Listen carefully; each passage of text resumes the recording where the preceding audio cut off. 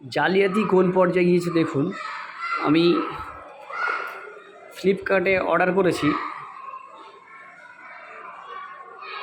দেখতে পাচ্ছেন অর্ডার আছে কি, অর্ডার আছে এখানে গ্লোবাল কোকোনাট প্ল্যান্ট।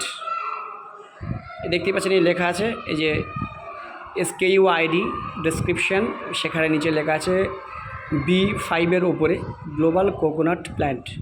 আর এখানে এসছে খেজুর গাছ। এটা কোনো নারকেল গাছের জুত হলো, সিঁড়ি হলো, এত বড় প্যাকেটের মধ্যে এই এসছে।